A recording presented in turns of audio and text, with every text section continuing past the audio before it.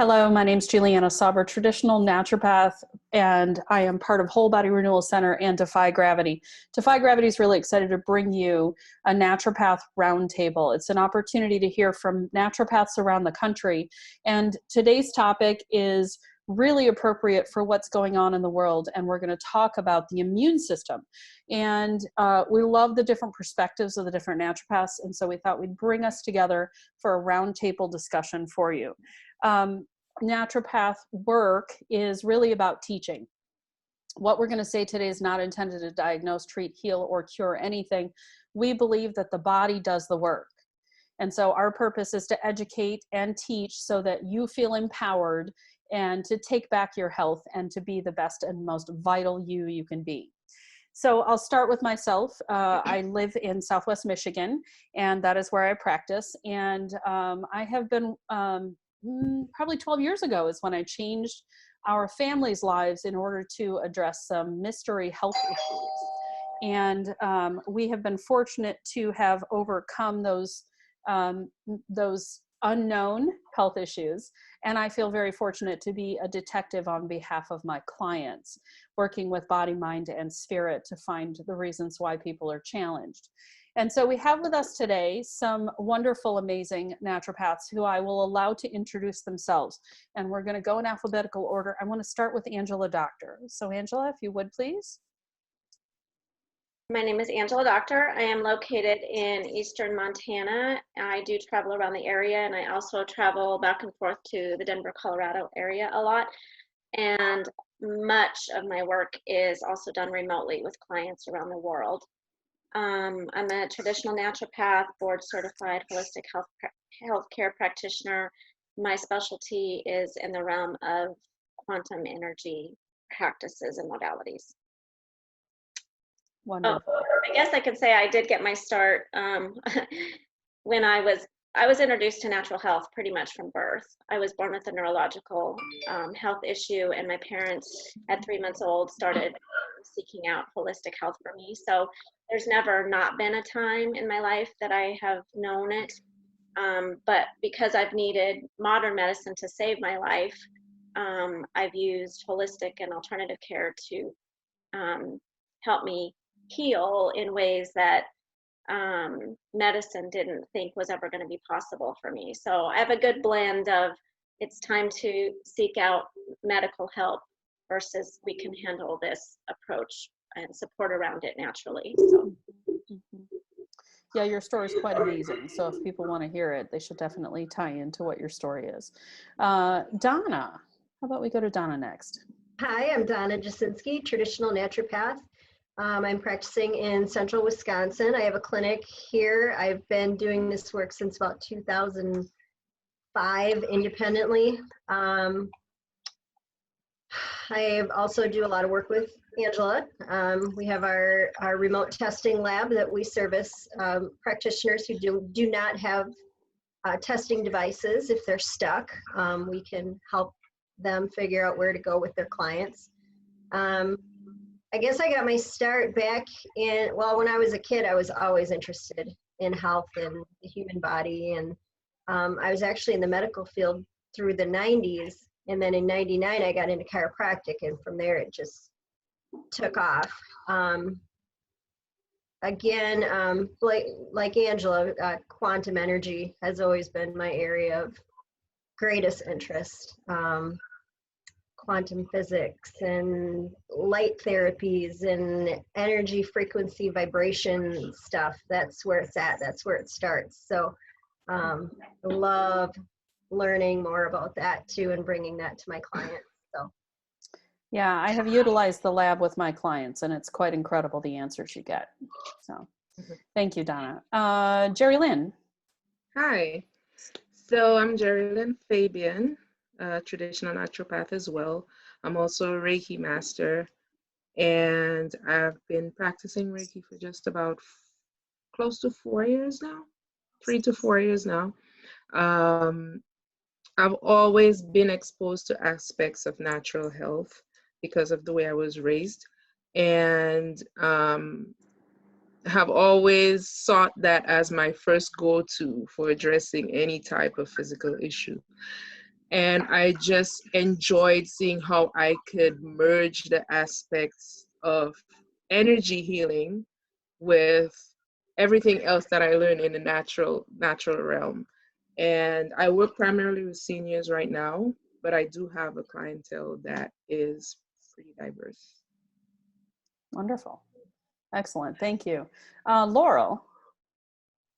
Hey, Laurel Hart. I'm in Evansville, Indiana. And let's see, I don't know. Can you all see me, hear me? My screens are something a little weird. Okay. Anyway, yes, I have been in the service industry and working with people one-on-one and in groups for 25 years. Most of that as a licensed clinical social worker. I had about a 20-year career doing psychotherapy and loved it. Loved the change, loved the help to help professionally. But I really struggled with seeing people not get well. At the same time, the whole stress of graduate school and that profession led me to have several things go on with me. And finally, after several $1 million medical workups, I mean, not really $1 million, but it just felt like that. I just thought, I need to go back to the things that I know are basic. And I started to study naturopathy and started to study with Trinity School of Natural Health, and then took a side journey to Loomis, Dr. Howard Loomis and the Food Enzyme Institute. So my focus is the basics, the food, the water, and are we digesting and assimilating what we get from our food? So that's my passion, is enzyme therapy. Wonderful. Happy to have you here. Melissa. Hi, I'm Melissa Domingo, and I am with Purely Elevate EO. I'm located in Charlotte, North Carolina, and I have an energy healing practice. And so I'm certified emotion code and body code practitioner, and I'm finishing up my certified natural health practitioner at Trinity. Super excited. And so I love all things natural. I use essential oils, digging flower essences, and herb supplements, and how they all help to support your body's healing process. It's all about support and getting your body to heal itself. And so I'm a wife and mother of 4, and so I see how they're the benefits in their health and also in my clients. Wonderful. Thank you. Welcome, everyone. All right. So glad to have you all here. I think this is going to be an amazing conversation for people and to hear the different perspectives and point of view. So let's start with the first question. Let's talk about, if you would, just take a minute or so to talk about what you think are some of the key organs and glands, systems. So let's get into some of the physiology and the biology of the immune system. So Angela, if you would, please.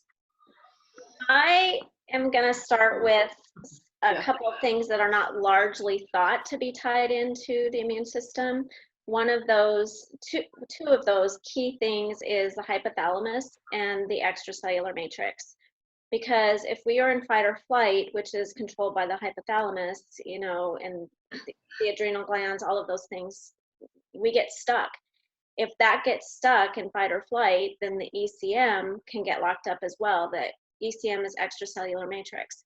The way I like to explain that is if you put a bunch of marbles in a glass jar and then fill that jar with water, the extracellular matrix is the water.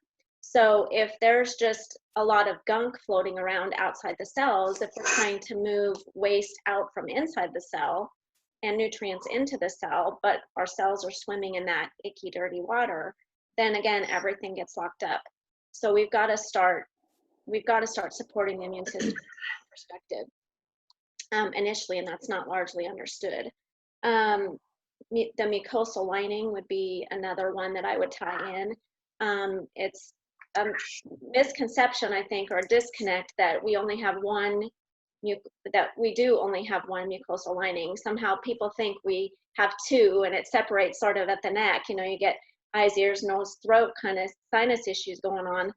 And then we don't realize that all of that drains down and through the bronchial system.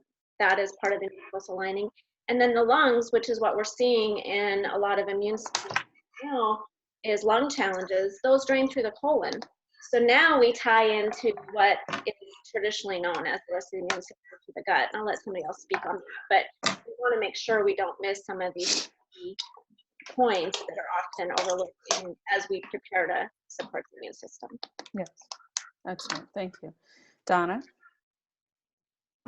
Yeah, great info, Angie. I think, again, another thing that is very overlooked is this immune organ right here between our ears and our beliefs, and not getting into fear and trusting our immune system and trusting that we're okay, and knowing, having the knowledge that there are good viruses and there are not so good viruses. You know, we need viruses to replicate DNA.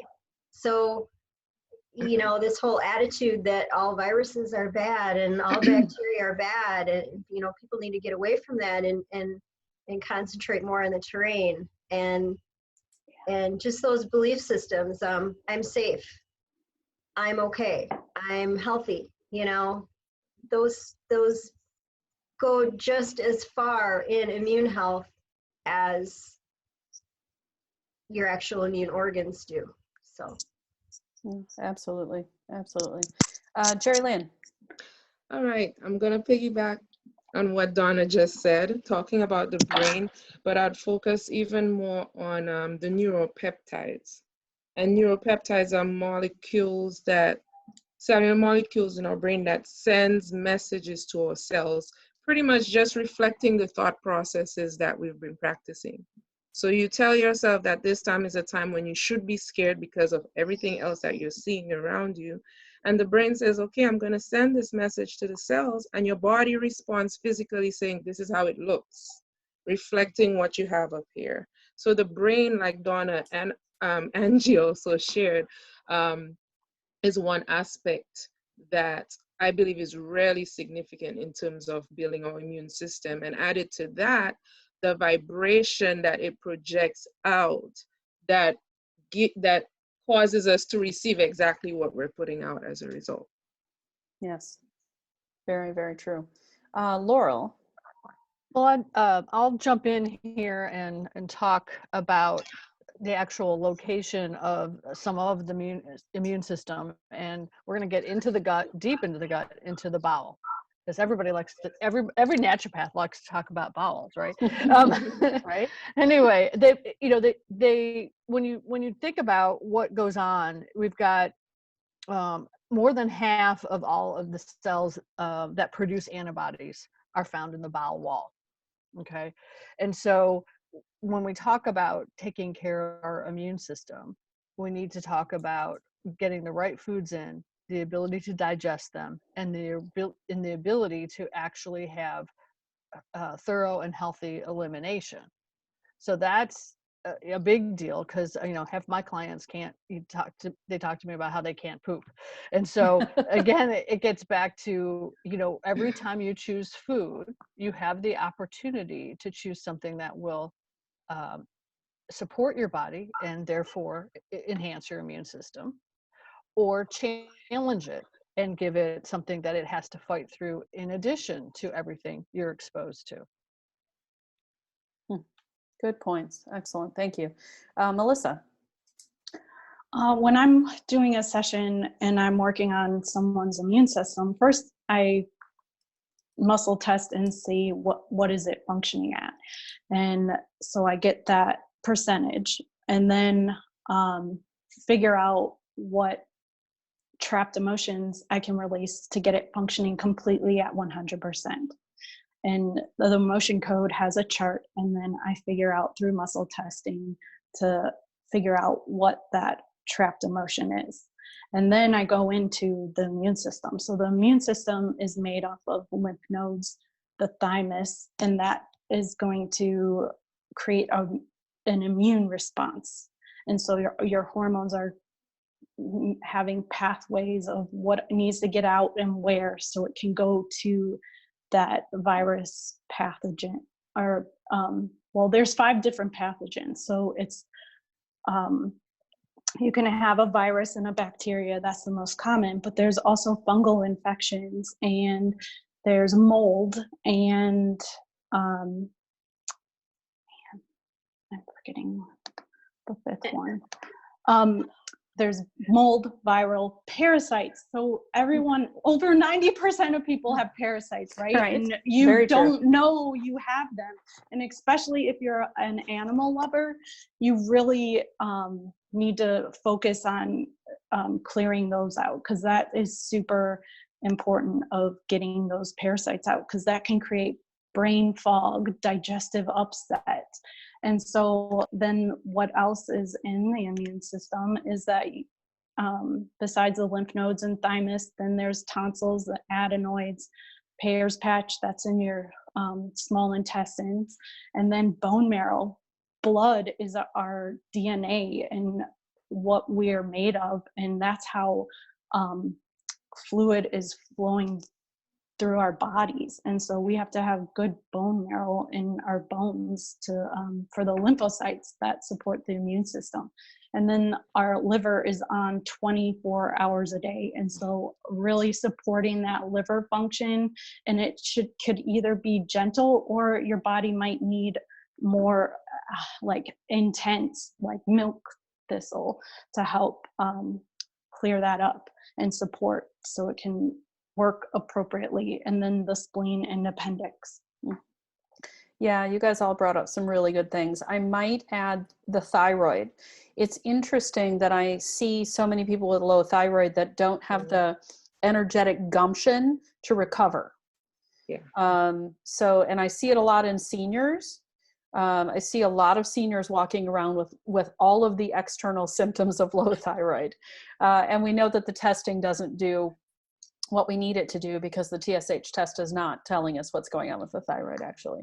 And I'm glad that the thymus was brought up as well. You know, it's like the kickstart, the energetic kickstart for the immune system. And I love talking about the mucosal layer, the snot layer, if you will, because it houses our good bacteria.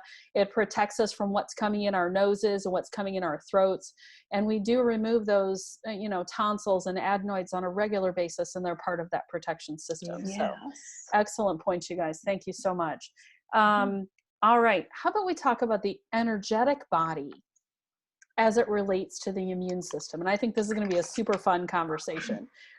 So Angela, I know you love talking about this stuff. Go ahead and get started. Oh, I want to tag team this with Donna so bad too. But, well, go ahead, you guys. Yeah, I know. So Donna, I know where you're going to go with this, but let me just say, tag teaming off of what Juliana just said about the thyroid. This is why we bring in the quantum energy portion of the testing that we do, or that most of us are familiar with, that the world might not be. And let me just say, if energetic assessments are new to you, they are not new. I've been trying to educate people on this for weeks now. These theories that we're trained in go back to Nikola Tesla and Einstein, and they've been around. And so it's not in mainstream, but it is possible. And, you know, I had a chiropractor working with me in energy modalities in 1971, and I'll be 49 in a couple weeks. So, like, again, not new, just new to you. So step out of that fear of the unknown, first of all. But absolutely, we step into energy testing, because traditional labs, and there's a time and a place for them, but they are wrong up to 50% of the time. And that is because energy changes at a cell level up to 2 years before the body will have stress enough in an organ or a system or a gland, or the blood is affected, to where we'll get those ranges that we see high and low. And I think probably everybody here has a story of, at one time or another, of going to the doctor and getting labs drawn, and then, I know I have one, like, well, you're normal, go home, I don't know what to tell you, and you're having symptoms and it's driving you crazy. So we step into the energy body, where we can pick up those minute changes up to 2 years before anything else will pick that up. And you know, I know Donna and I for sure have had times where we've had clients sitting in front of us and we've seen these imbalances, to have them just go, well, you know, yeah, my medical doctor's never told me that. And 2 years later, we get a phone call and go, hey, you remember when you told me that blah, blah, XYZ? Right. Like, so absolutely, that's why we have the lab and offer this to clients worldwide, practitioners who maybe don't have the training or access to the equipment. We can run those reports for pretty much anybody and get you connected. So Donna, I know you're going to go in a fully other direction, and that's okay, but I had to sneak that. Well, you know, we all know, as we talked about, you know, the belief systems and, you know, all of the vibrational stuff going on out in the energy field. You know, we should be like a orchestra playing in harmony, and when your woodwind section out here starts going out of tune, it's going to carry through the whole orchestra until the whole thing is out of tune. Mm-hmm. So where does this go out of tune? Emotional shock and trauma. So dealing with our crap is so important. Allowing yourself to feel those emotions of things as they're happening. Working on your belief systems again, you know, staying out of fear, you know, as within, you know, so is without. You know, we have our physical body, and then you have the micro going on in the cells, the same thing, and then you have the macro, what's going on out in the world, and it's all influencing each other. And when you get in fear, you're not in flow, and your body shuts down, and you're stagnant, and you're in fight or flight, and you can't heal when you're in fight or flight. So you can't stress enough how important it is to work on your belief systems and work on your old stuff. And then to throw another wrench into it, we can inherit stuff from our parents and grandparents and great-grandparents, and even from people around us. So it's so important to just continually check yourself and where you're at with your belief systems. Absolutely. Jerry Lynn. Right. You know, I was thinking that there are some things that we say almost subconsciously that reveal or acknowledge the effect that the mind has on the body. We say stuff like, I worried myself sick, or I was so stressed out I couldn't lift a finger, or I was so scared that I wet myself, or I was so annoyed that I got sick in my stomach, or that person seemed so annoyed they got sick. You're about to give me an ulcer. You know, people say those things and not realizing that these are actual physical responses that the body is having to our thought processes. And somebody mentioned, I think it was Donna who mentioned, as within, so without, right? So we're putting that out there and literally getting tons of responses that simply mirror what is already going on in our brains. And so in talking about immunity and building a system, and I've been referring to it as simply building a house or a vehicle that protects you in such a way that anything that comes near you, right, it will not be able to enter, because you've built it in such a way, it's so strong, it can protect you. That's how I see our immune system, right? And so what I like to focus on is the thought processes that we allow to build momentum, because when that build momentum, our brain sends a message to our body saying, like I spoke about the neuropeptides, hey, this is what she's thinking. So show him a reflection of what that looks like. And we get a physical response, which in turn weakens the body's ability to respond when something serious does come around, right? And I want to go a step further and talk about the fact that everything functions on a certain vibration. So even the thoughts that we put out have vibration. And what happens when you allow your thought processes to function at a level where it is not elevating to you is that it matches anything in your external world that functions on that vibration. So I will put the question out there to anybody who would eventually be listening to it. What vibration, we may not have the number for it, but viruses that may be out in the atmosphere, what vibration do you think they're functioning under? A low vibration or a high vibration? And as a result, what would we need to do with what's going on inside so that if something is down here and we're functioning here, they won't cross paths because they're in two different roads altogether, right? So Yeah. pretty much that's it. Can I That's just fascinating. interject? Can I interject something here, Juliana, that's just on my heart to share? Is Mhm. that yeah, we're all in fear. We're like, watch your language of I'm afraid to go to the grocery store, or I'm next to I'm 6 feet away from somebody now in the grocery store and they sneeze or they cough. Like I'm afraid of my neighbor, literally. So watch that sort of self-talk that as we do social distance, as we're being told that to not go into fear that's coming at us, trying to change our paradigm of the connectedness that will actually help us heal. So Very true. Yeah. Jerry Lynn, you had something else?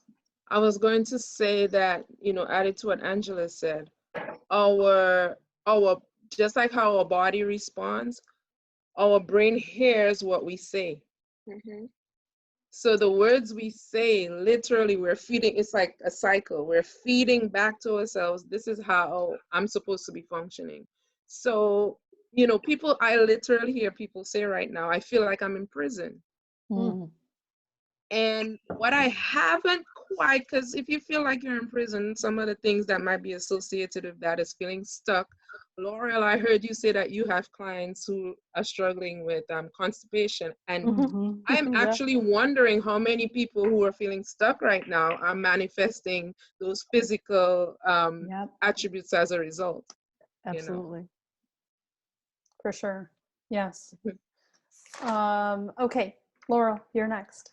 Well, and to kind of build on that also is, what you've been saying about you cannot be in fight or flight and heal. Okay. You cannot be in fight or flight, that kind of energy, that kind of vibration, and digest well. Okay. And so if we're going to change our lives with clean food and clean water, but we're energetically or thought process negative, so that we've got those I was going to say those words, the negative words coming out, the messages out into the world, the messages into ourselves.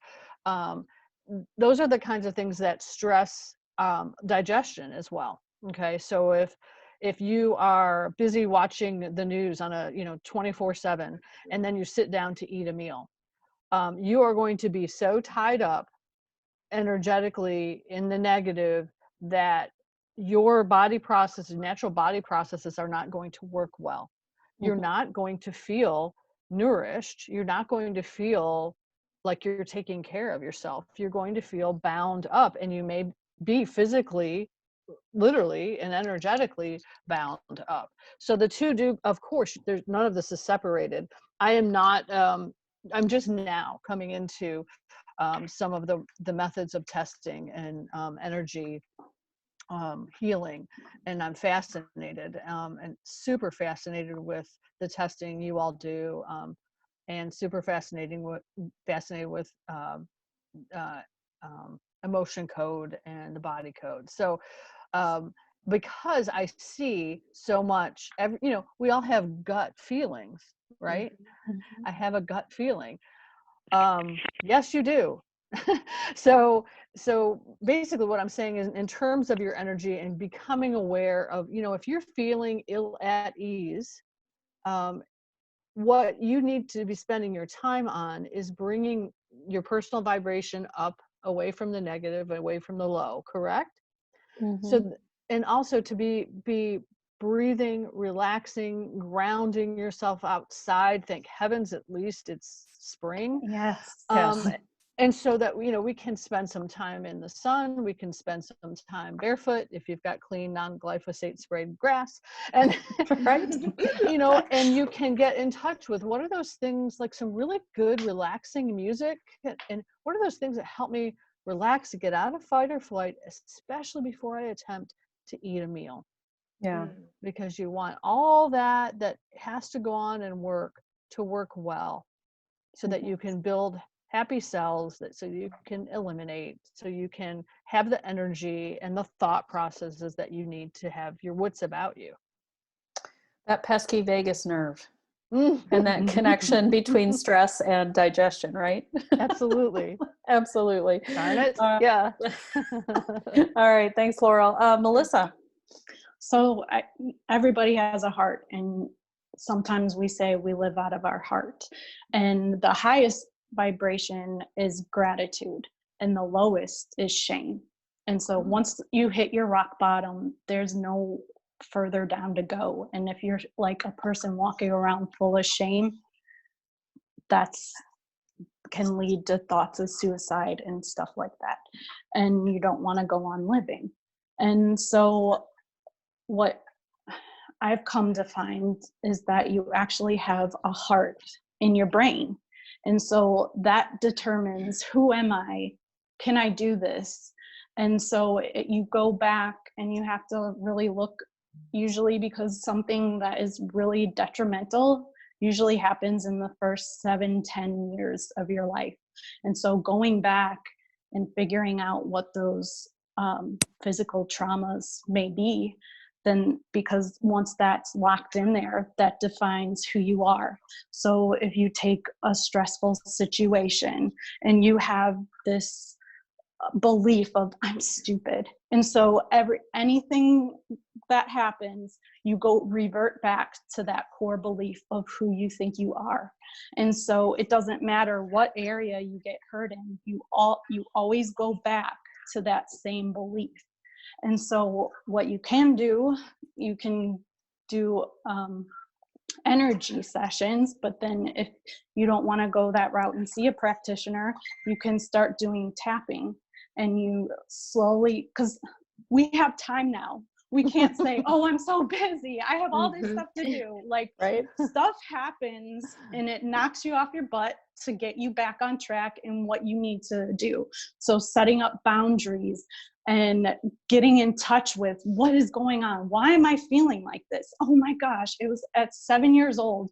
I tripped and fell, and all these girls and even that one boy that I had a crush on thought I was stupid. And then so now I'm thinking I'm stupid and I can't do anything. And so we really have to work on our emotions and getting past those past hurts, because you can have a memory field where your pineal gland is unhappy and you have this memory field of past emotion of a trauma that happened, and you can't see to your future. And so you're blocked because you can't go in because you keep seeing your past. And one thing is, when a person is feeling depressed, it's because of past hurts. And so you need, if you're more depression prone, you need to go back in your past and you need to heal. And then if you're full of anxiety, that means you're fear of the future. And so you got to be like, go through every scenario. Okay, all right, what's going to happen? I'm not going to have enough food. What's going to happen? My family will leave me. Like, go to the fullest extent. And then is that really going to happen?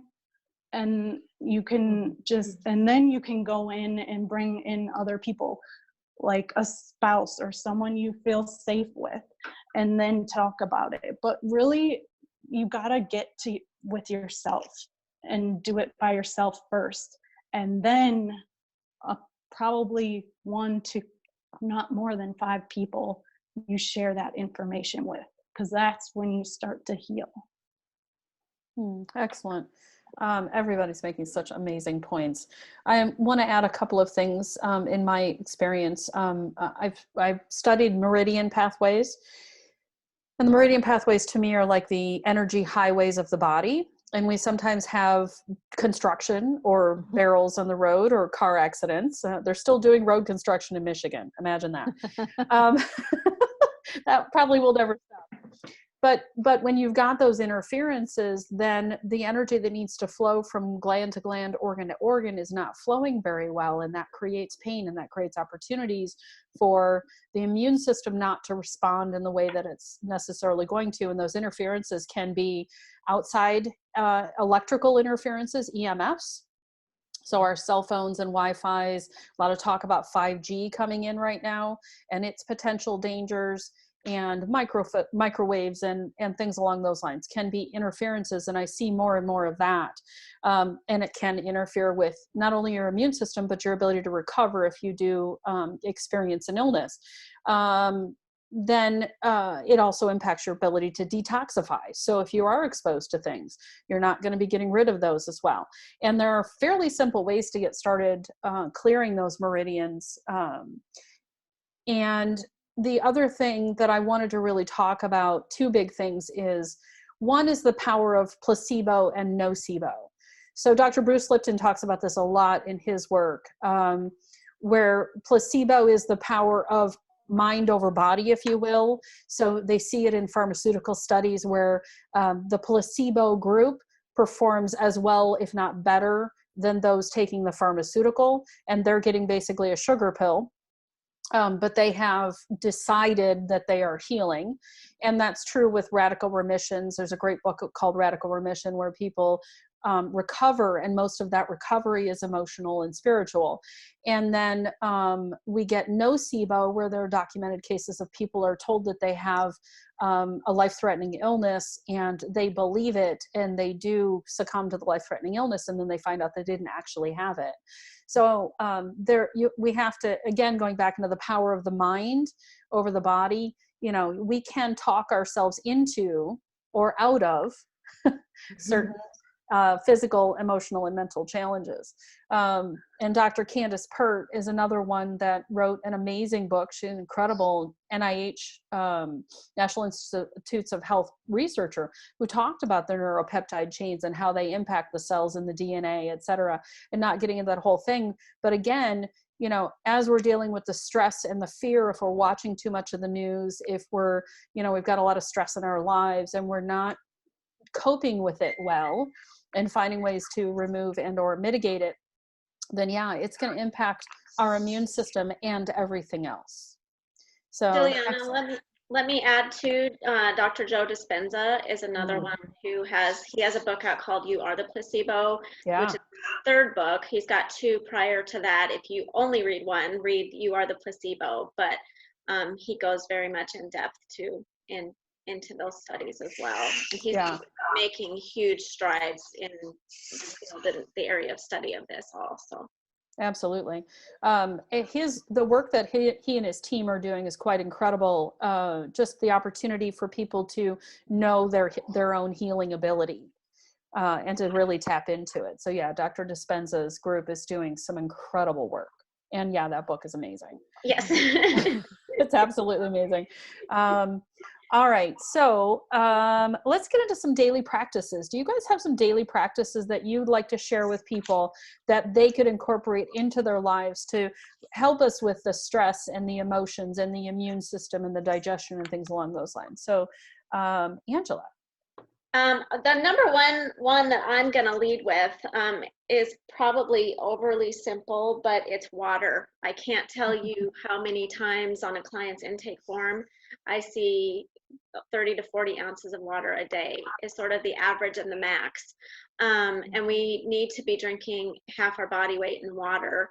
And I tell people, if you're not drinking any water, then just start drinking water. By and large, then next up, I recommend reverse osmosis. Next, and top of the line, what I recommend is distilled water. But if you're not drinking any water, please just start drinking some water, because we can't move nutrients in or waste out.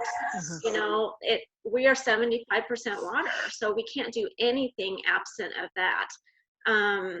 I guess my next one would be get moving, because we need to sweat those things out. We need, movement is what helps the lymph move. So we're all sort of sitting around in social distancing situations. you know, maybe some of us are getting out more, but, you know, in other ways we might be sitting more. So, you know, lots I could say on this issue, but those are sort of easy. Don't overlook those. Let me go back to the water one quick second, is that I can't tell you how many times through this, you're watching people prep, and I'll be in the checkout line at the grocery store, and they're stocking up on alcohol and pop and energy drinks and things like that. It's not water, you know, and those things, and coffee, those things indicate that you need more water.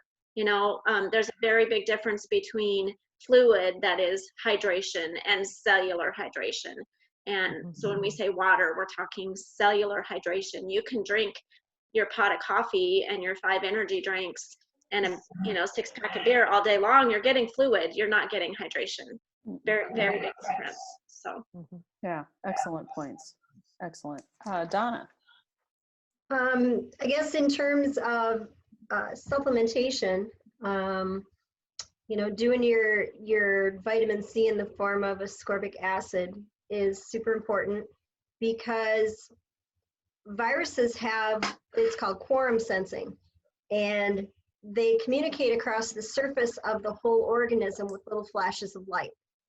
The vitamin C interferes with their ability to do that. So they get confused, and then your immune system can get on top of them. So vitamin C is a super important one, which I'm sure you guys are in the same boat as I am in vitamin C for many of our supplement companies.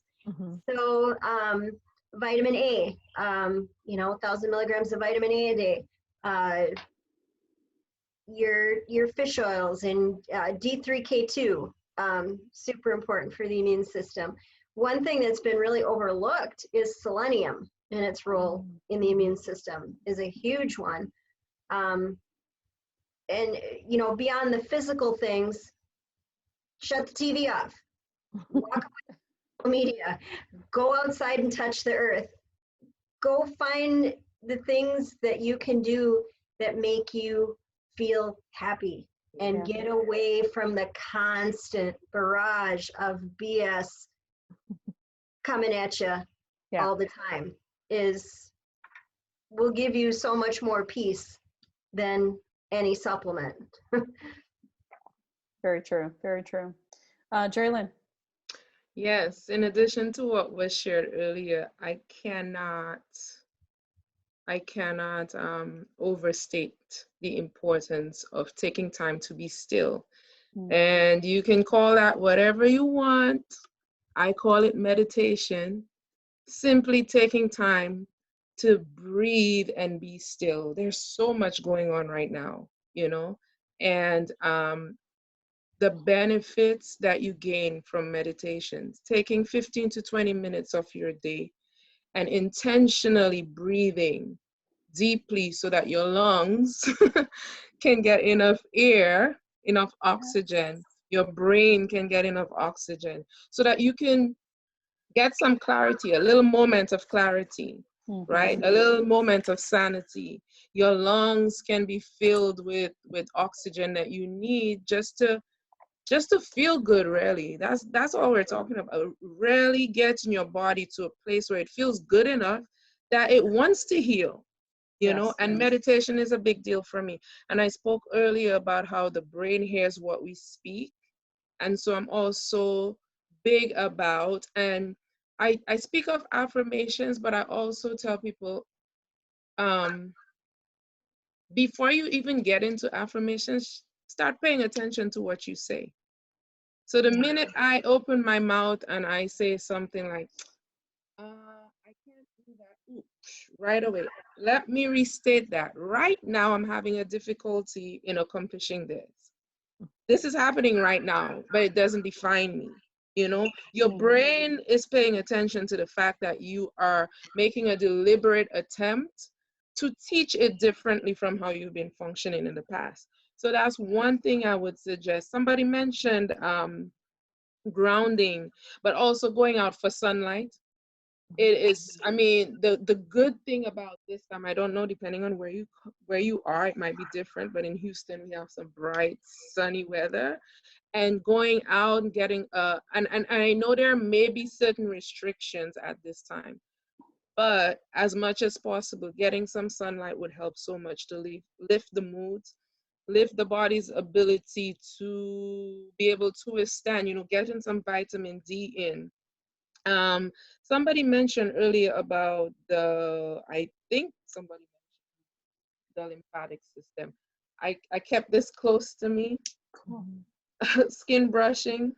Those of you who've never heard about skin brushing, you can look it up. But skin brushing helps a lot to cleanse the lymphatic system so that the body is in a place where your cells can get rid of the toxins that is not necessary, and put you in a place where you can build, healthy cells that can withstand anything that comes towards it. So skin brushing is another thing. There are a lot of other things I could think of, but I'll leave it there. Great. That's awesome. Laurel.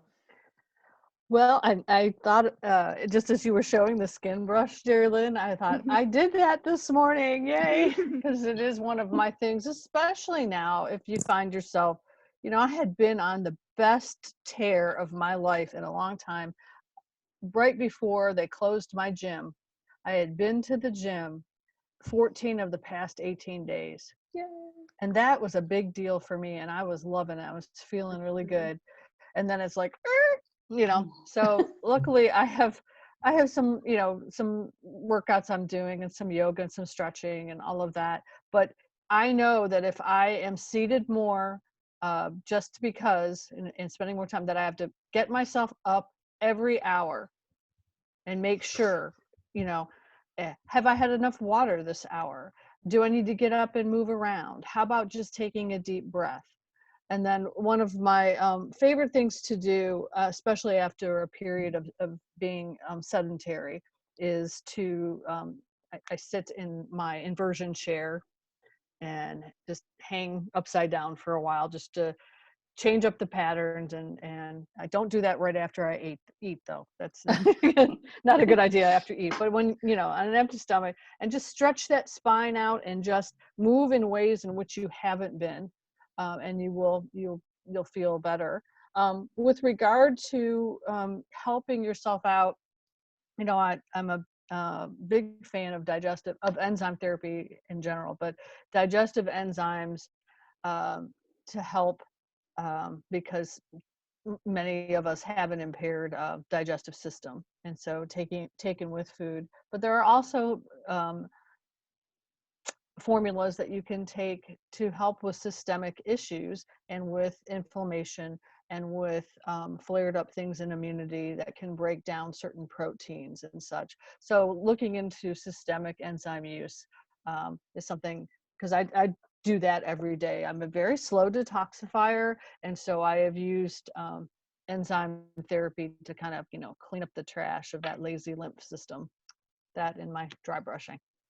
Excellent. Melissa?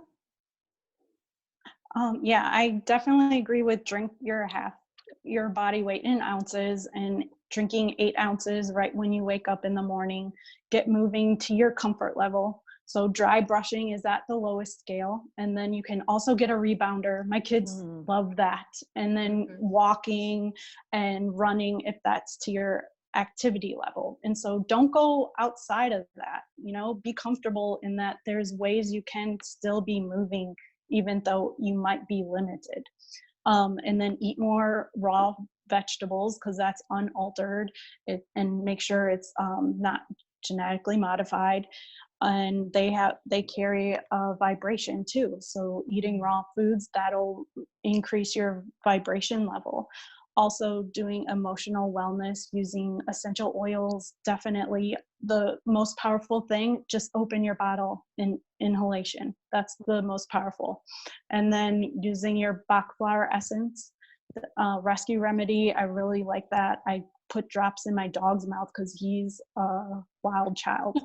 And then I have 4 kids. So now when my littler, I have a 4 and a 8-year-old, and when they get emotionally and can't come out with what they're feeling and they're just uncontrollably crying, Rescue Remedy, 2 drops in a glass of water, they drink it up and they're like, feel better, mommy. And then also journaling, write down 3 things you're grateful for right when you wake up and before you go to bed. That increases your vibration rate. And having gratitude is the highest frequency. So journaling is really good. And then we were born to create either writing. Some people are really gifted in writing. With my husband this weekend, we built up a herb garden, and then we designed plans because I want to make a medicinal garden. And we both have architecture. Well, my husband's an architect and I went to architecture school. That's how we met. But we love designing. So anything design, create. So that's daily practices that I think would really help benefit people. Those are excellent. All really good. Yeah. Can I add something? Sure. You mentioned movement, and I said it earlier as well, and it kind of slipped me, but in terms of movement, sometimes it's not possible to exercise or you don't have a rebounder, but dancing, moving the body rhythmically helps the brain to get the message that the new messages that we're trying to get across. So you use music in addition to affirmations, dancing to some song, some music that sends positive messages to the brain is so powerful. And even just from moving, it shifts the vibration to a better place, right? And you mentioned Rescue Remedy, one back flower remedy. At this time, I think one that would be really helpful would be olive, because so many people feel completely exhausted and uncertain about what's going on, and olive helps a lot with that, olive back flower, as well as I believe limulus, because it helps people who are struggling with serious fears. Fears about getting ill, fears about dying. So those back flowers would be very helpful as well. So I'm glad you mentioned Rescue Remedy. Yes, excellent points. I might only add 1 or 2 other things. I like to do meridian tracing, and you can find great videos on YouTube. And then Donna Eden has an amazing daily energy practice that can be done. This is 5 minutes worth. And as Melissa mentioned, we all have lots of time. So this is the time to put in place better habits and daily practices that help to keep us moving forward even after we're out of lockdown. Can we chat on detoxification? Sure. So Angela. So I break detox down into kind of 2 phases, because there's like a general organ level detox, which is when most people hear the word detox, that they think they're doing deep cellular detox, which is sort of the next phase. So I think the most important educational piece that I can give is that there's kind of 2 levels of detox. So when you're preparing the foundations of the body, opening the drainage pathways, getting that colon moving, intaking your water, most everybody needs to be on a probiotic. There's some rare cases where I get a little sensitive about using that as a foundational piece, but in general, a probiotic, everybody, enzymes, those are sort of things you'll hear practitioners discuss all the time. That is sort of phase 1 of prepping the body. What Donna and I do when we step into the energy work is that we move into root toxin issues and we energetically trace them, and where are they at in the cell, and how long have they been there, and are they your own, are they inherited from your parents or from your grandparents. So we look at a very deep level of detoxing, and that does need to be sort of guided by a practitioner trained in how to do that. But just know that there's nothing we can't trace. If I like to say energetically, if we can think to ask the question, we can find the answer. So we do need to look at metals, chemicals, emotions, relationships, parasites, virus, bacteria, candida, molds, all of those are kind of toxins.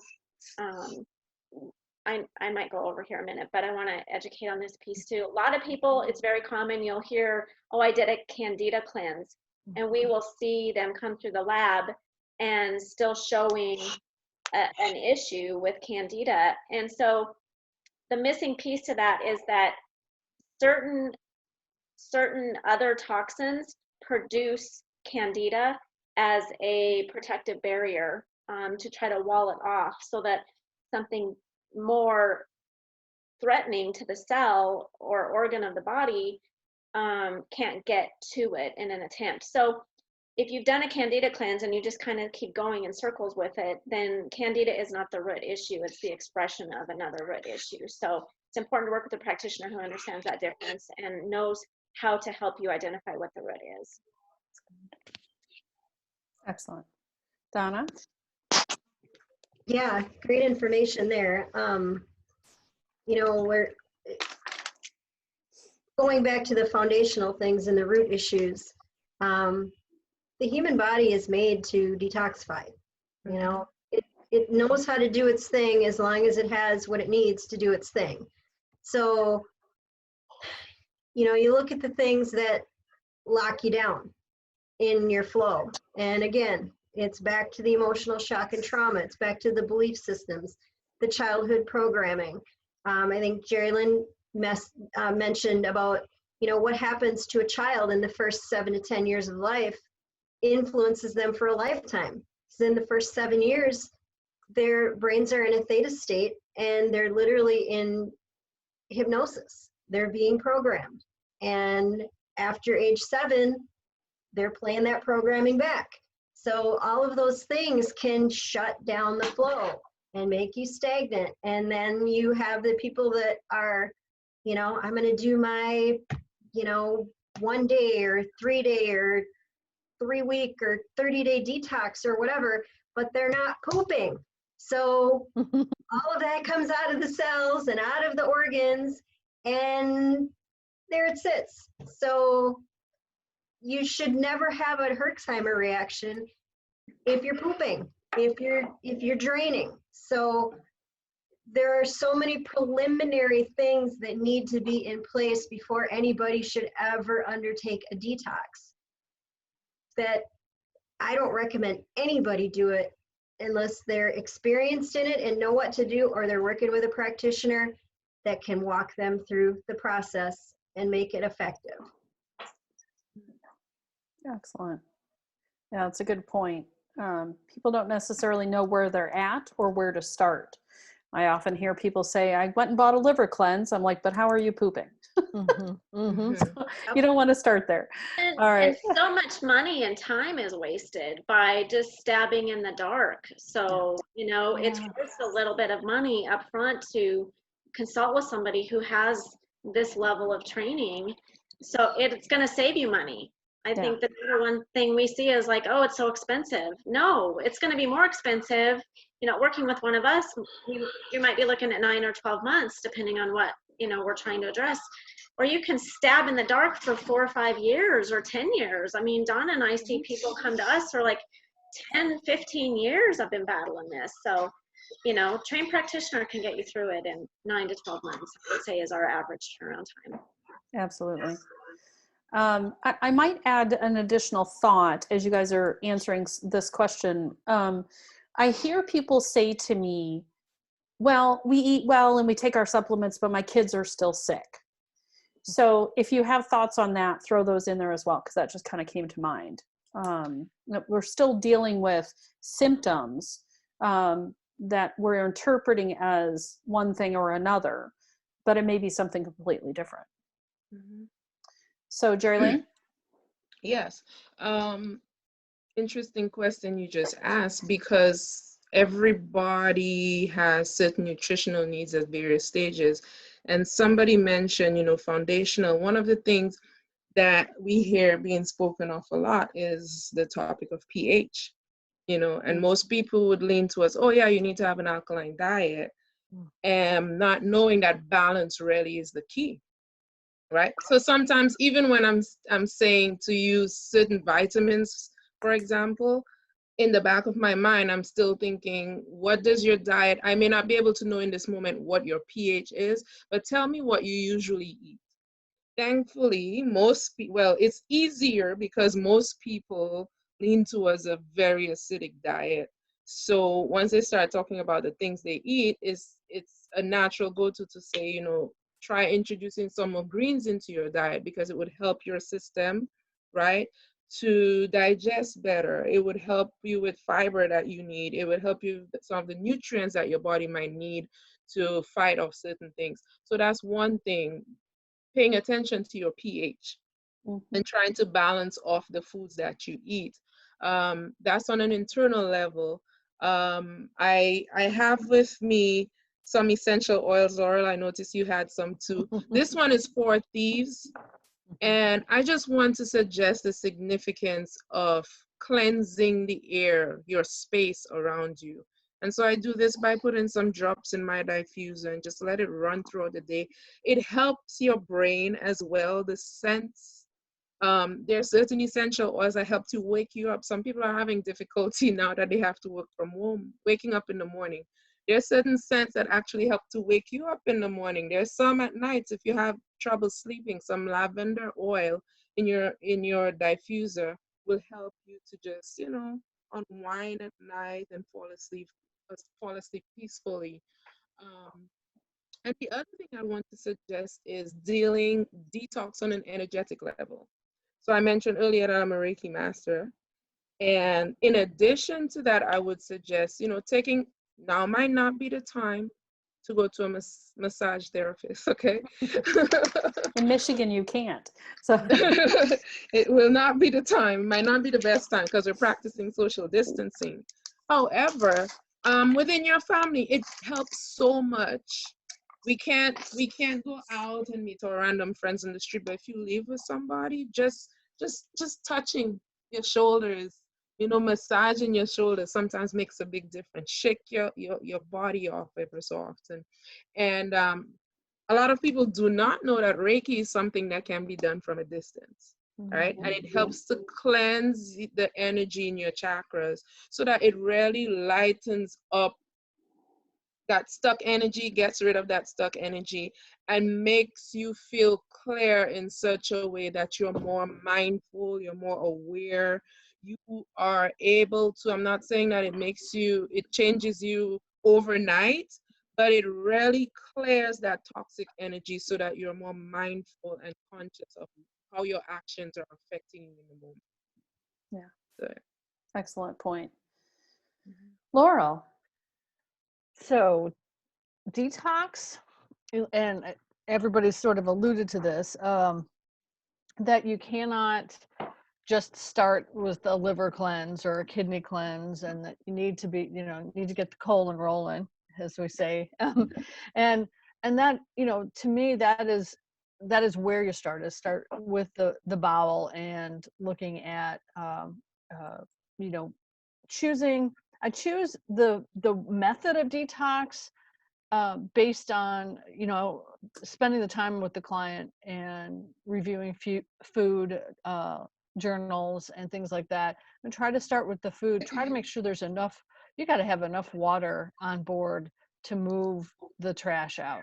You got to have enough movement to, you know. So I'm going to spend some time there, and prep work is key, like has already been said, because when they come, you know, if they come back and basically what they haven't done is dumped the toxins out the bowel, but back recirculated them, that is a miserable feeling for your client, and that doesn't usually benefit the client practitioner relationship much. So take the time to educate, and people who are maybe hearing this or seeing this, is you need to know your own body rhythms. And if you are not eliminating, you know, per meal like thing, if you're not going 2 or 3 times a day, then I would spend some time working on that first before I would go stronger with, you know, there's so many good ones. I have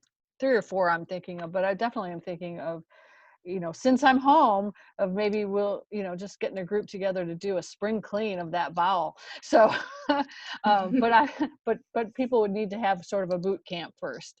Yeah, definitely. So, Um, and then, oh, oh, sorry, I'm sorry. Laura. Sorry, Melissa. I was just going to come back around on that, when the family says they eat well, but the kids are still sick. Yeah. Or having symptoms. I would push. I would say, well, this is why we're working together. What do you mean by well? And what do you mean by symptoms? And what do you think they mean? And what are your schedules like? What's the energetic beat on the family? Is this a family that is, allowing their kids downtime, or are we, it's amazing right now. I look out my window and the kids are riding bikes, and they are, it's like a social distanced party. They're, they're far away from each other, but they're all over the place, and they're laughing and they're happy and their energy is good. I bet they're sleeping great. But they're not going to 6 different practices, and we go from kinder music to tap dancing to, and so they don't have that heightened intensity in their day and the push. And so I think some of this is actually these circumstances are not great, but what is going on, it, on some level, is benefiting us. So I would just say too, I would be looking at that family and looking at those residual symptoms as to how come they're still present. Excellent point. Absolutely. Melissa. So I just want to touch on that everybody's different. We're like snowflakes, and no one person is the same. And so you can't go heavy detox, or you might need a heavy detox. So some gentle things that you can do is drink tea, and that will help cleanse your body. Drinking lemon water or putting lemon essential oil, it depends on what brand you use, and you need to use that to your discretion and be careful about that. Drinking lemon water. And then also milk thistle, that's good to detox your liver, but it could be too extreme for some. So you just have to be careful and know your body. And I want to reiterate that everyone is saying, really go to a practitioner to really get good care. And then herbs, they help increase and strengthen your energy, and it helps with supporting your digestion, assimilation, absorption, and metabolism. And then Chinese medicine, springtime, we need to cleanse now. That's just our body's natural rhythm. And so meditation, stretching, herbs, going outside, eating, drinking sour, like getting like fermented foods, that's really good for your body, eating green foods, and supporting that liver so it can function. And then also getting in a sauna. If you have a personal sauna, that's good, but once they lift and you can go where you need to go do a sauna, and that'll help detox. Your body needs a sweat to get that out. And then hydrotherapy, do a clay bath, herbalism, that's like European cleanses. And then also Daniel fast. We're doing all 3 areas: mind, body, and spirit. And so if whatever spirituality, that's part of it. And so that's why meditation is so important, because you got to quiet your mind and think and make up your own belief and not depend on what other things or what other stuff is going around you. You got to be confident in your own belief system, and that's where you'll thrive. And also wanted to touch base on gentle cleansers. You could do barley grass, chlorophyll, chlorella, alfalfa is really good, wheatgrass, dandelion greens, and celery. And then also I just wanted to do a little touch base on activities you can do that can promote cleansing. And so that's massage, just like Jerry said. You can just your shoulders, and then chiropractic work, energy work, exercise, reflexology. I like to press on my kids' feet, and wherever it hurts them, then I can go to my organ chart and see what trapped emotions I need to release. And so when you're cleansing your body, you're also cleansing your emotions. And so you got to be careful and gentle on yourself and say, okay, if you're cleansing your liver and you get angry, that's the organ that generates that emotion. So you got to be easy, drinking plenty of fluids and being around people that care for you so you can cleanse your physical body, but also your emotional body. Excellent. Good points. I heard sour drinks. Kombucha is my favorite. Yes, that's It was good. one of the first things I got addicted to was kombucha. And that's how I broke my Pepsi habit, actually. I have some additional thoughts on the kid question since you asked it after. Okay. If that's okay. So why are kids still sick if parents aren't? It's not largely understood that pregnancy in and of itself is a detox. Mm. We always hear that, baby and gets all of the good stuff from mom.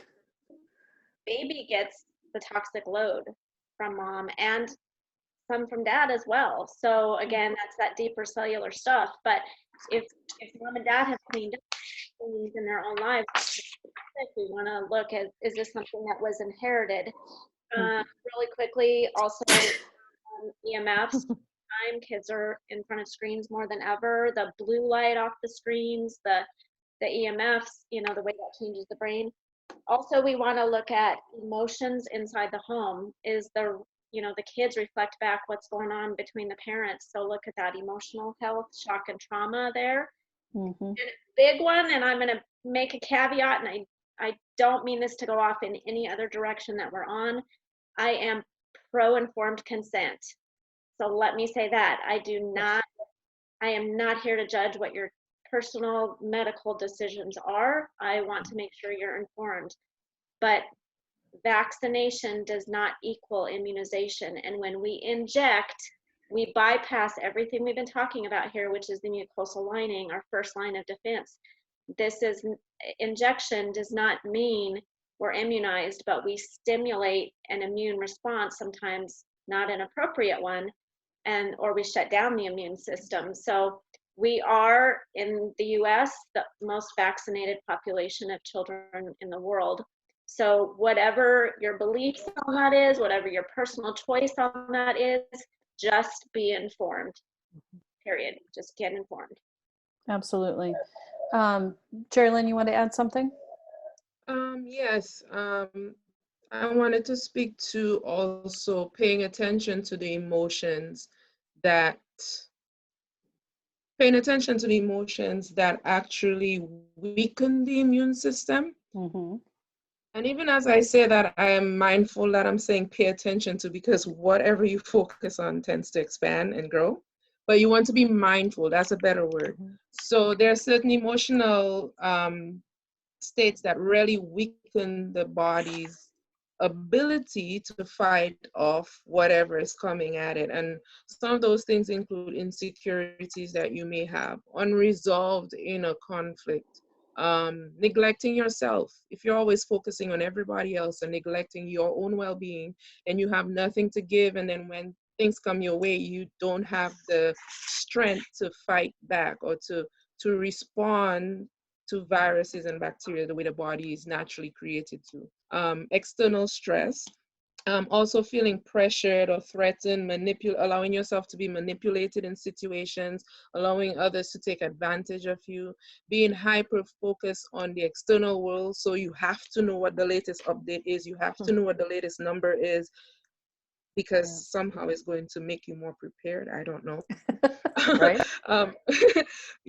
Pushing against what is happening at this time instead of allowing. And by allowing, what I mean is accepting this is the situation. What do I have control over in this moment, and what don't I have control?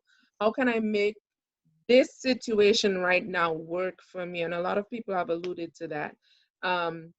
Blame and negativity weakens the vibration in the body. So naturally, our ability to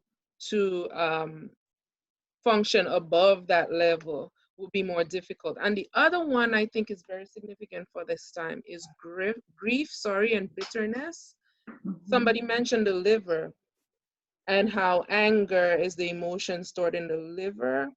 in the lungs, we store grief. And grief, if you're storing the emotion of grief in your lungs, and you need strong lungs at this time to fight off whatever is coming your way, you're giving your body a lot of work to do. And for some people, it's possible that they may even get some wonder cure, but because they're loaded with so much grief, the lungs just do not have the capacity to handle what's coming at it in the moment. So I wanted to make that point. Yeah, that's an excellent point. I'll tie in with that as well, the grief and sadness in the lungs. We've seen that as a major symptom of what people are experiencing. And my experience has been that in terms of the lowered energy of that space allows for more things to come in that aren't necessarily beneficial. And we deal with a lot of mold and fungus. And mold and fungus likes the lungs. It's a warm, wet environment to grow in. So helping to detoxify what's in the lungs and supporting the body in clearing out the things that are not benefiting us. And just allowing the opportunity to eliminate the pathogens that have taken up residence in places that we don't want them to be. So again, I'll echo what has been said. I think that in most cases, those need to be you need to be working with a practitioner who can help you to walk through that, because it isn't enough to necessarily just go after the pathogen. It's been alluded to that you might have to go after another toxin, a heavy metal or a glyphosate or an emotion or something along those lines. So it is important to look at everything from that big picture perspective, and supporting your immune system on a day-to-day basis is really important. Detoxification is as well, and some sort of at-home things that you can do. Melissa mentioned some really good ones: chlorophyll, kombucha, fermented vegetables, and you can do those at home, but many of us need more than that. And how you get that done and the proper priorities to undertake, and opening up cellular pathways, open up those elimination pathways, and doing that in the right way can stop us from having that Herxheimer reaction and potentially causing more challenges upcoming. So if detoxification is something, if you're listening to this and you identify that as a need, that's part of the work of a trained naturopath, is to help you walk through that. So one of the things that came up as I was doing a little bit of research into protection and recovery, if you will, prevention and recovery, is that they have found that in individuals who deal with lung challenges, they have a lowered redox potential, so lowered antioxidant potential. And I studied something called the BX protocols, really quite fascinating. And one of the things they've identified is that a higher bacteria count slows down ATP production, which means we can't fight off those pathogens. And then we have higher reactive oxygen species. And some of that is good, some of it's protective, but when it's excessive, that's when we get into potentially dangerous health situations. So can we just spend a few minutes talking on antioxidants and redox potential? Angela? Well, antioxidants help run not only the physical body, but the energetic body. And we are only 1% physical tissue. We're 99% energetic in our makeup. So it's those nanoparticle quantum level pieces that hold us together, that put us together. The atoms are 99.9999999 empty space. So we are actually more energetic than we are physical. But antioxidants help make sure that that vibration stays up in the physical level as well as the energetic portion of the body. So very, very, very. And then once we get the levels where we need them, they help us hold the frequency where we need it. It is said by Dr. Jerry Tennant that all disease, so take your labels off for 1 second, which is stepping outside the paradigm that we live in, all disease is a drop in cellular frequency. So if we can wrap our mind around that, which is a big concept for many, that helps kind of put things in perspective of what we're dealing with. Excellent point. Donna? Yeah, all of, raising your vibration, the antioxidants are great for inflammation and normalizing the cells and all that. But we know, according to German New Medicine, that the body uses inflammation and bacteria and viruses to heal and normalize tissue after a conflict has been resolved. So in the concepts of German New Medicine, you have a phase called conflict active, where you're in the conflict and it's ongoing and you're surviving. And then once the conflict is resolved, then the body goes to work to either tear down the tissue that was built up during the conflict or build up the tissue that was torn down during the conflict. Whatever your body needed to do to adjust to what was going on, now the body has to correct that. So that's when you start to have symptoms and the drainage and the pain and the heat, and that's when people generally go in and get diagnosed with something. So I think that the antioxidants, they're a good thing to give your body, because your body innately knows what to do with them. It can put it towards that healing process. And, even in the foods that you eat with the antioxidants, blueberries, onions, garlic, we all know the antioxidant rich foods, but I think right now, even more than ever, it's just really important to give your body what it needs to do the job that it knows how to do, if it has what it needs to do the job. Excellent point. And vitamin C is Oh. one of the key antioxidants that we need. So that's why you hear everybody pushing vitamin C. Yeah. Yeah. Definitely. Jerry Lynn? Yes, I don't know how many of you have seen, I think it's a meme that says you can eat all the kale you want, go exercising how much you want, go down the line of drinking how many gallons of water a day, but you don't deal with the ish that's going on in you, you won't heal. And in talking about antioxidants, it's interesting that I know a vast group of people who are really big on eating well. They focus so much on eating well and exercise, and they have that down pat. But this same group of people may have a big issue with dealing with the emotional component. They're afraid of emotions. Let's not go there. And it will be interesting to know that sometimes even our pH levels in our bodies are affected simply because our emotional state is not balanced. So someone may be eating well, but they're harboring negative thoughts, and that's literally breaking down your system. So, on the topic of antioxidants, yes, it's good to eat all those things, but our thoughts, sometimes the cleansing may just be something that's up here that we need to get rid of because it's no longer serving you. How you know it's not serving you anymore? You don't feel good. You literally do not feel good. That's the basic thing. You don't need a doctor to tell you you don't feel good because you get up in the morning and you're sluggish. You're feeling tired. You're feeling angry. You're feeling depressed. You don't feel good, and it starts up here. In addition to that, though, foods, there are some foods when we eat these foods, we can tell by the way we feel directly after eating these things that we feel better or we feel worse. And so, again, a basic barometer is, okay, I eat this, and when I'm done, I feel backed up. I eat this, and when I'm done, I feel like, oh, I could go, very normally. I drink water and I feel good. I meditate. That's one of the biggest antioxidants because who was it? I think Angela spoke about the fact that we're 98% energy. And when we meditate, we're feeding that energy with just breathing properly. We're taking in more air than we are used to doing.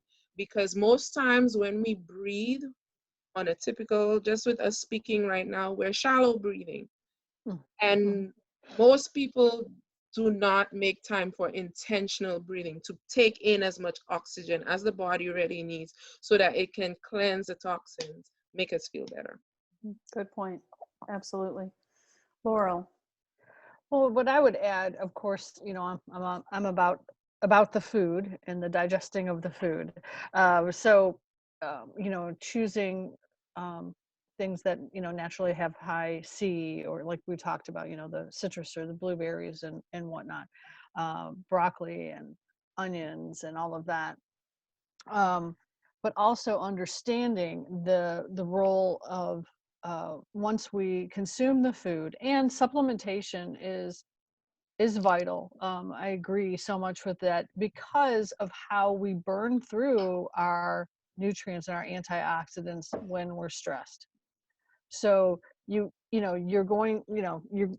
best off again. No surprise that we are all pro practitioners, but you're best off getting guidance on that, because there's a lot of crap supplements out there. It's not unusual for people to bring into me grocery bags full of stuff that they purchased at large big box retailers that really doesn't have anything in them. Or we don't know, but it's coated in so much stuff that, given their weakened digestive system, I don't even know if they're breaking it down. Right. So it is important to eat the food, digest the food, and to supplement your antioxidants. I'd say, of course, C, but I'm A, E.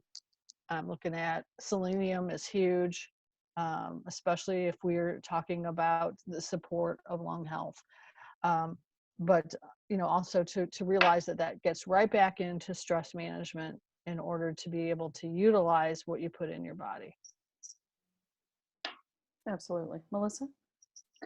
All right, so you need antioxidants is because oxidative stress is where the body rusts. And so that can trigger cell damage.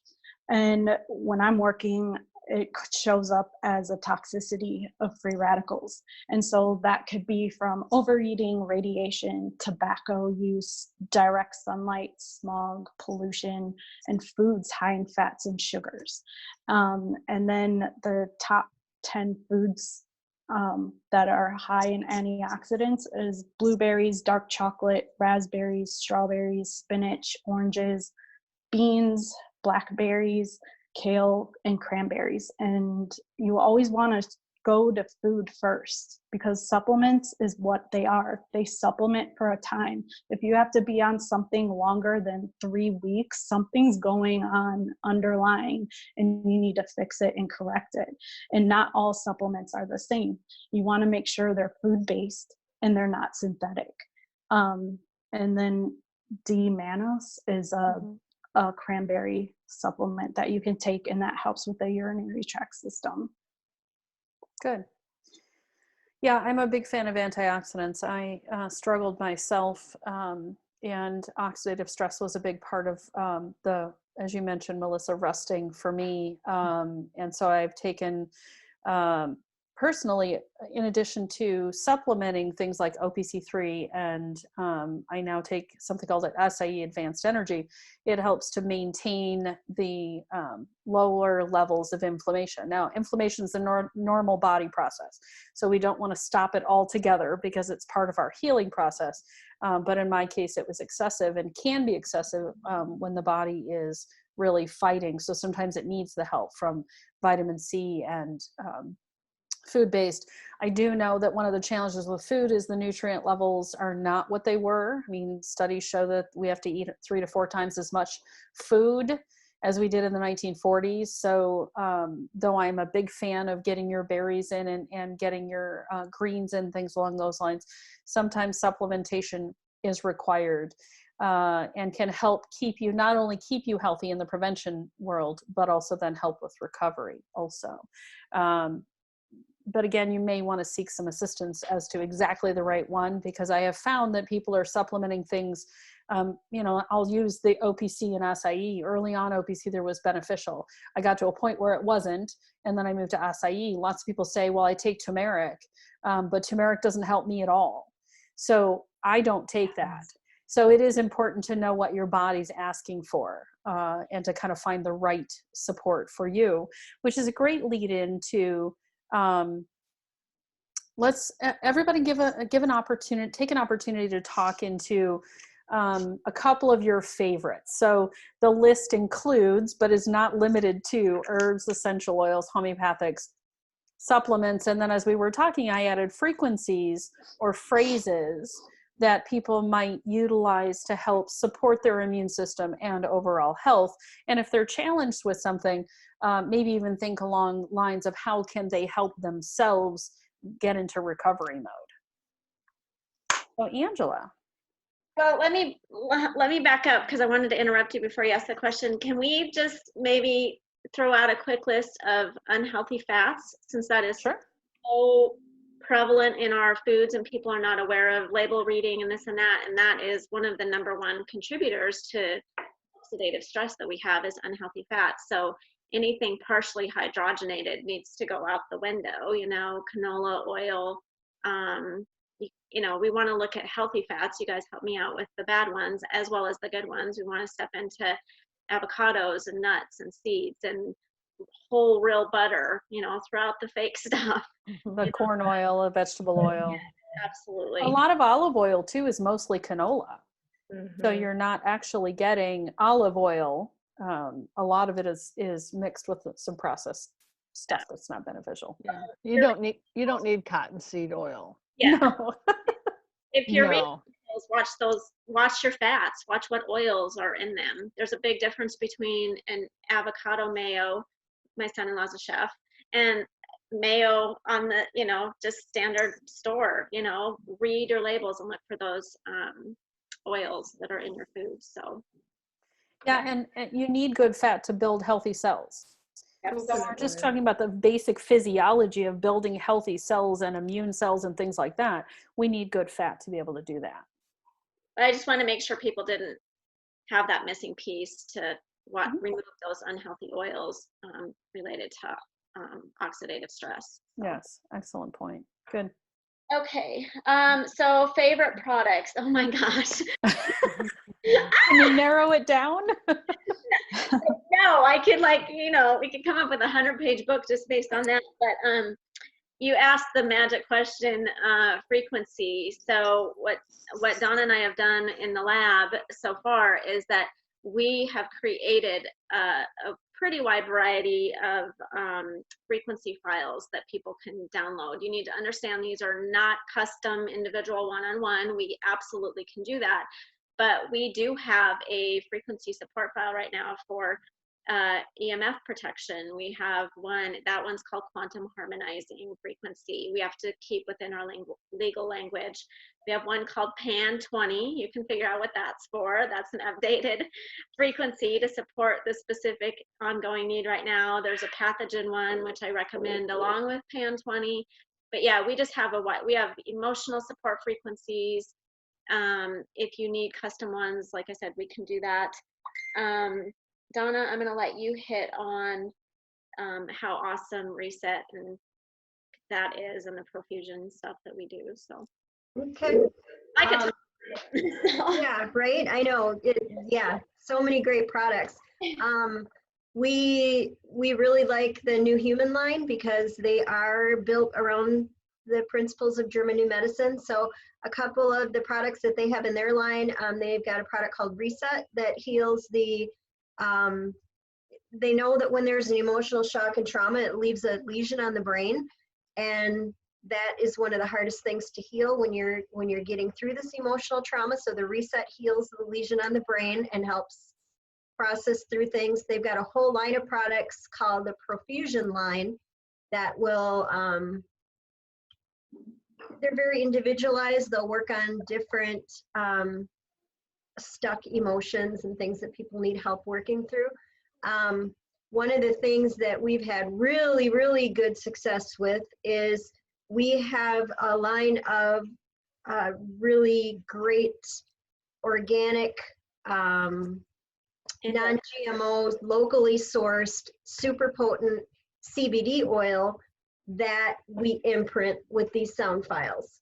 So you get all the benefits of the CBD, you know, correcting homeostasis and you know, the endocannabinoid system, which controls every system in the body. I mean, the whole goal of the endocannabinoid system is to maintain homeostasis.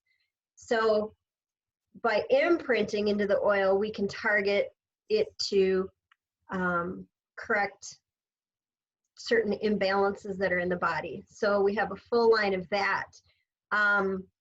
Homeopathy, you know, because it's energy, it's just information, you know, it teaches the body how to do what it already knows how to do, but it isn't doing.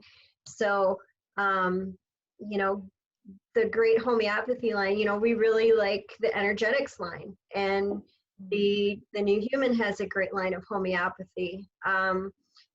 Angela's trained in homeoprophylaxis, so you know that's a whole nother area of energy work in homeopathy. There's just so many great products out there for the immune system. One that I'm just delving into is Megaspore Probiotic from Microbiome Labs. That is a spore-based probiotic, so it works a little bit differently in the gut than the bacteria-based probiotics, and really having some great results with people with eczema and autoimmune disorders. And wow, there's just so many great products out there, you guys. Just learn about them. They're phenomenal. Yeah, so many good things.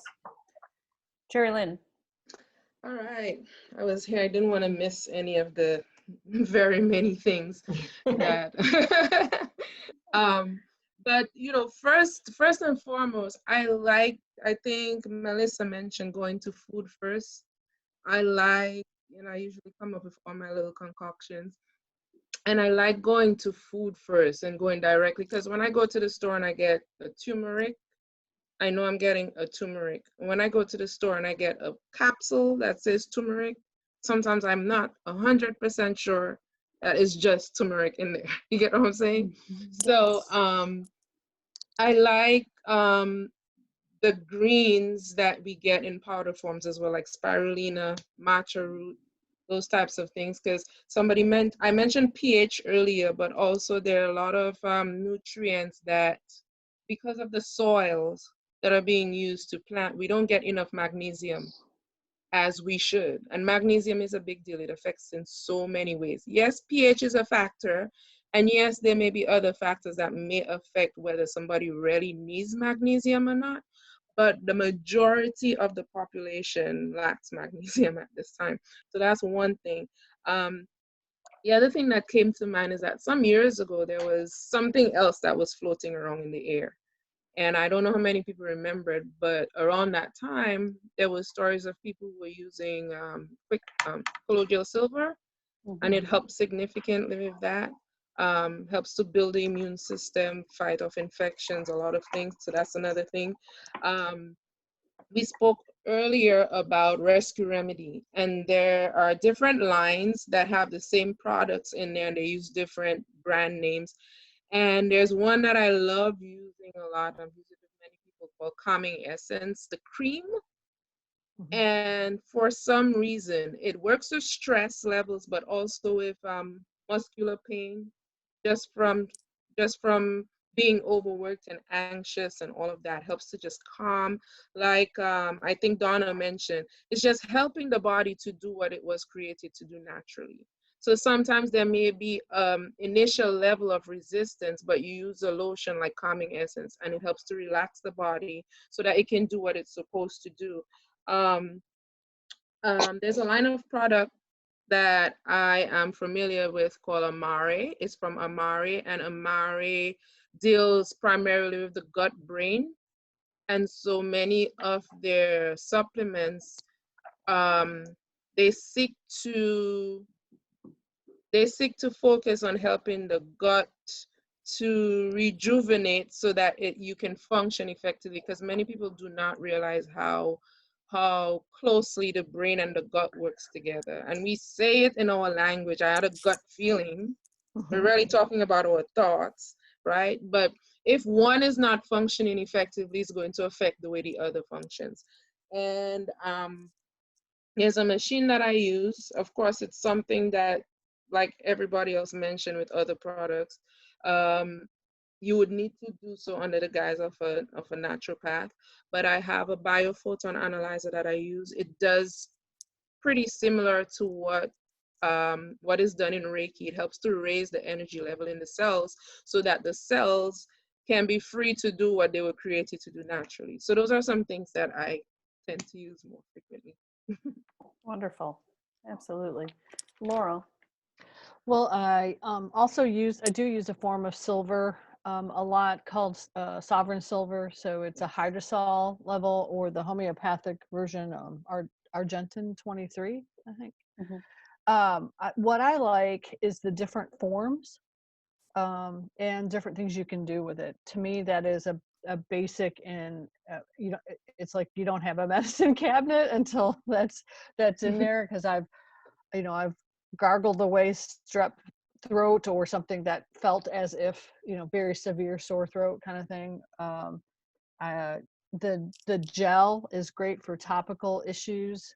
And I was watching a video the other day, and the guy said, well, I just took some of that gel and put it here inside the nose. I'm touching my face, inside the nose, and it, served as a blocking agent, because he had to fly and he was concerned about just general health. So I love Sovereign Silver. Of course, I have all kinds of enzyme formulas, and it depends on the need of the day, what gets used. And I always love a good pure organic lavender oil for many things, for relaxation, to diffuse in the air, for its antiviral properties. I've used it to reverse chemical burns and bug bites. So, just having that, to me, you could just have, you can have a whole slew, like I'm looking at your background, and I'm like, I want to be in that room because I want to see all those oils. I love all the oils. But sometimes if you just have, is there one that you have contact with almost every day? I would say for me, it would be lavender oil. Wonderful. Lavender is one I stay away from. I don't like the smell of it. And I'm one of the few people that lavender actually wakes me up. It doesn't put me to sleep. There's apparently a small percentage of people that's the case for. So love all those suggestions. Those are incredible. Melissa, you're next. My favorite herb is lemon balm. It's easy to grow, and it helps support the nervous system, your immune system, liver, and circulation. And it's also a good remedy for bee sting. You just chew on the leaves and then put it on the area, and it helps. My favorite essential oil is basil, because it helps with my adrenal fatigue, and on the emotional side, it's the oil of renewal. And then, so if you're overwhelmed, that is the perfect oil for you. And then I can, depending on which brand you use, I put it topically neat directly over my adrenals. And then my homeopathic is the Bach flower essences. I just love them to help with that emotional support. And just knowing, really going to a practitioner as well, because it's really talking to that practitioner and listening and hearing, but then also on the energetic side, because you can talk yourself and say, oh, I'm awesome, but you really need agrimony because you're putting on a smile face and nothing goes wrong. So it's really going to that professional that they can really hear in between the lines. And I also love Louise Hay, her book, and it has different affirmations, and it ties to different physical ailments that you can cause those ailments, and applying it an affirmation. But what I like doing is figuring it out, but then going on and releasing underlying imbalances that's causing your brain not to see that as true. Mm-hmm. Excellent. Good points. Adding on to a few things that have already been said, one of the things I learned in studying a little bit of Ayurveda is you can take some sesame oil with a little bit of eucalyptus and line the inside of your nasal passages. So I hear silver is low in inventory right now as well. That's my understanding. So if you don't already have it, that may be something you can do. I am a huge fan of iodine supplementation, but that really should be supervised. Because your body, when it starts to get iodine, starts to do the detox process and the cleansing, which is all really important and necessary for just about everybody, but again, can cause some challenges. So you really want to do that supervised. I am a big fan of neem, love neem. I think it's an incredible body helper in terms of herbs, and have taken lots of that. Immune support, lots of things have been mentioned. I want to add olive leaf extract. I found that very beneficial. I took that myself for a long time, and it's a mild immune supporter, so that's really good. There's a whole laundry list of essential oils that can be used. The list could go on: cinnamon, clove, hyssop, tea tree. We could go on and on and on. The affirmation that I'm encouraging my folks to say is, I am well, I am whole, I am healed. So again, getting back to the power of mind and body, just speaking that truth into existence. So yeah, that's amazing. All right. Can I So add to that? yeah, I forgot about the affirmation, it's okay. but I'm glad you mentioned it. Another one that just saying it helps to just calm everything that might be going on in the moment is, this is working out for me. Things are working out for me. And if I don't feel it, I ask, show me how this is working out for me. You know, because really there's, as much as there is a lot going on right now, there's so many people, there are so many people using this very moment for good. There's so many people using this very moment, and history has shown that it's during these times that people have chosen to go towards or lean towards the side of transformation that has really changed the world for better. So things are working out for me. I love that. That's amazing. Absolutely. So closing thoughts as we tie things up. Angela? I think right now is just be aware that we had a recent bill pass that is bringing in 5G nationwide.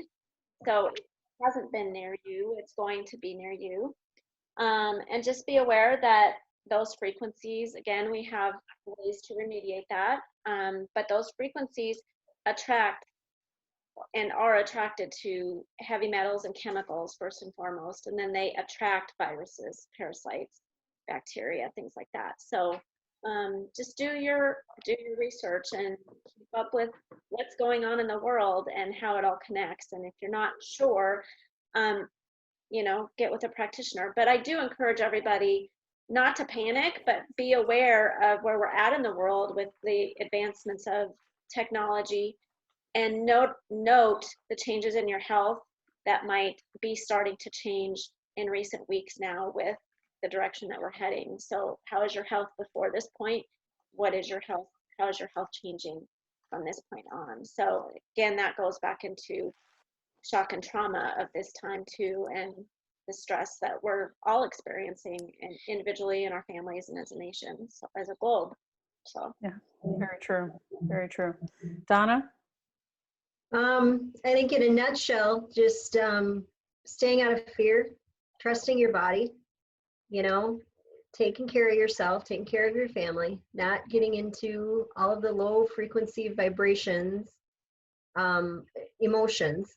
I made a Facebook post this morning that says, my thoughts. I was just getting fed up this morning, and I said the real virus is all the fear, shame, suspicion, and judgment that's being flooded into the collective consciousness right now. Take a giant step back and use your discernment and shut the TV off. You'll feel better immediately. And the picture says, stop imagining the apocalypse, start imagining the revolution. Yes. Taking a giant step forward here. All of this chaos, all great changes are preceded by chaos.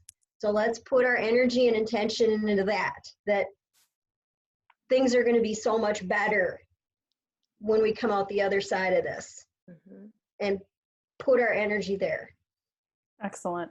Good point. Absolutely. Jerry Lynn. Yeah, I want to touch on the need to pay attention to your belief system. There are so many different types of beliefs out there, and I really don't care what people choose to believe in, but I will say this: you will know whether it's serving you or not. If there's any belief that you're holding on to that's promoting fear, and somebody mentioned the apocalypse, but anybody that's holding on to something promoting fear and doom and gloom, and it doesn't offer you hope, it is not helping you. It's actually weakening your immune system. And that's something during this time to actually ask that higher power that you hold to reveal to you if there's anything, that any belief that you're holding on to that's actually weakening you instead of making you stronger. So that's one thing I would want to put out there, that we use this time. If you're meditating, if you're being still, you don't even have to ask. That will be revealed to you. So that's my final note. Good. Excellent. Melissa. So Sorry, I Laurel, have I'll come back to you. or do you want to go, Laurel? It's okay. No, go ahead. Apologize. So I have a bachelor's degree in architecture, and I minored in horticulture when I went to Clemson University. And in order to support a building, you need a strong foundation. And just like in health, there are 9 foundations that everyone needs to take an account for. It's air, water, food, sunlight, exercise, rest, balanced emotions, body and energy work, and spirituality. And those are the keys to a strong, healthy foundation. And so panic, fear, what the world is going on, that's not the right key to activate true healing and health. And so when you focus on those 9 foundations, you're going to have a strong body. Excellent. Thank you so much. Laurel, sorry. No, that's okay. I much rather follow that. That was awesome, because That's great. because I was thinking about it, and I always revert back to the two foundations, because I find that it's very easy to get caught up in, oh, but do this for that and take for this for that and and people get all up here and frenetic, and you say, wait a minute. So I think, along with what Melissa said about foundations, is that let's keep it simple, and let's since there's just too much noise on, certainly make sure that there's nothing negative coming into mealtime. Just like you don't want anything negative coming into meditation time and deep breathing work and all that. Is time now, since we have it, kids home, since many people have that, have a meal time that is serene, that is planned out, and is special just for gentle conversation, nothing heavy, but just the enjoyment of the meal, and take your time and chew your food and breathe, those kinds of things. Is like, let's make mealtime sacred again. Excellent. Good points. I kind of want to add just a couple of things. I think one thing we don't talk about is we need to have some fun. So we're way too serious and way out in our heads. So go have some fun, laugh at some things. The day before our initial sort of stay-at-home order, we went to see a comedian, and it was apparently his last concert for a while. And we laughed for 3 or 4 hours. And I got to tell you, it really lifts your spirit and brings you out of stress. So I'd encourage you to do what, encourages you to have fun. I would also encourage you to reinforce your belief that your body has this incredible healing power in it. We have the power of creation in us. And so you can overcome. Okay. And take some action. We've mentioned a lot of things in this video. It's not important that you do them all. It's important that you do some, and then maybe do a few more, and then a few more. So what resonates with you, what you hear, I'd say go for that one, because if you only heard I need to change my diet, or you only heard I need to drink more water, you only heard I need to deal with the emotions, start there. I think that's a great starting point, because if that is sort of your inner guidance saying, hey, this is a great place to start. I think we would all encourage you to find a really good practitioner to work with. There are more of us than people realize. In Michigan alone, there's almost 600 naturopaths, traditional naturopaths. It's there. We are present in every state, but every state has different rules. So you may contact one of us and say, hey, can you help me find someone in my state? But as was mentioned, most of, if not all of us, can do work remotely, which means we're not limited by geography at all. And thanks to technology, we can do things like Zoom or FaceTime or Skype or phone calls or whatever. So there are many ways for us to work together. We don't necessarily have to live in the same town. Just to kind of recap things a little bit, I would say take time to learn and research and get to know yourself and make some changes. There are lots of pieces to this puzzle, and you're not going to do it overnight. It's really a journey. It's an accumulation of many different steps and many changes. The key things that I always encourage my clients is get to know what's interfering with your body's healing process. So that can be physical, emotional, chemical, pathogenic, etc. Nourish your body properly. That includes digestion, as Laurel mentioned, and eating really good, high quality foods, and hydrate. Get your body hydrated, because again, we're 75% water, and manage your thoughts and what you say and what you have coming into your space and your environment. And all those things will support your immune system and way beyond that. So we appreciate all of the naturopaths for taking their time to talk with us. And I will put contact information in the notes of this, which will be available on YouTube, on the Defy Gravity YouTube page. And then you can get in contact with any of them, because if one or more person or their background or their area of specialty appeals to you, please get in touch with them, because that's what we're here for, is to help people to solve those health mysteries and to feel amazing and vital. So I appreciate all of your time. Thank you so much, everyone, and have an amazing, incredible day. You too. Thank you. Bye. Bye, everyone. Bye. Bye.